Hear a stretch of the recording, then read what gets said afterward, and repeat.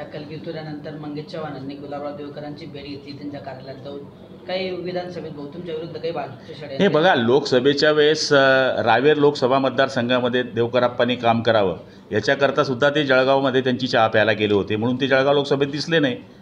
त्याच्यामुळे पुन्हा ते तिकडे चहा प्यायला गेले असतील. आपण पाहिलं का त्यांना जळगाव लोकसभा मतदारसंघात? ते फक्त रक्षाताईच्याच मतदारसंघात फिरले, कारण की त्यावेळेसही मंगेश चव्हाणांचा गोड चहा ते प्याले होते. काही षडयंत्र आहे का भाऊ तुमच्या विरुद्ध आहे भाजपचं आता विधानसभेत? काही षडयंत्र नाही. हो, एकीकडे गुलाबराव देवकरांचा स्टँड, दुसरीकडे आबासाहेबांच्या मतदारसंघामध्ये ईटी पाटील जरा ताकद वाढवताना दिसत आहे, भाजप तयारी करताना दिसतंय भाऊ कुठंतरी. कमी लेखून चालणार नाही या गोष्टी. हे बघा, आता असं तर आम्ही म्हणू शकत नाही की कोणी तयारी करा की कोणी तयारी करू नये. आम्ही आमच्या तयारीमध्ये आहे. शेवटी आम्ही इमानदारीने लोकसभेत काम केलेलं आहे.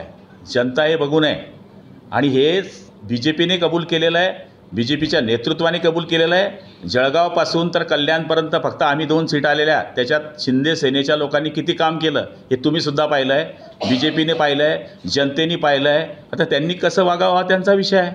आता आपण म्हणले की मंगेश चव्हाण चहा प्यायला गेले होते, याच्यापूर्वी पण चहा प्यायला गेले होते.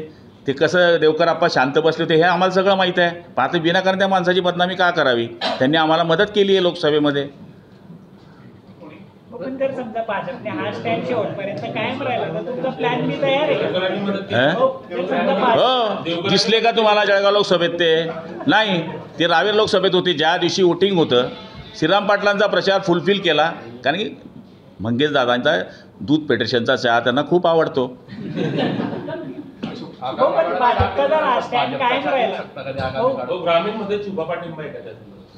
मी कुठल्याच पाठिंब्याला घाबरत नाही. शेवटी मी जनता जनार्दनाच्या आशीर्वादाने काम करतो आहे, आणि मी सद्विवेक बुद्धीने परमेश्वराला साक्षी ठेवून बाळासाहेबांची शपथ घेऊन स्मिताताई वाघ यांचं काम केलेलं आहे. त्यांनी कसं वागावं, त्यांनी काय करावं हा त्यांचा विषय आहे. पण मला वरच्या नेतृत्वावर विश्वास आहे. आम्ही निष्ठेने काम केल्याबद्दल आमची महायुती पक्की राहील.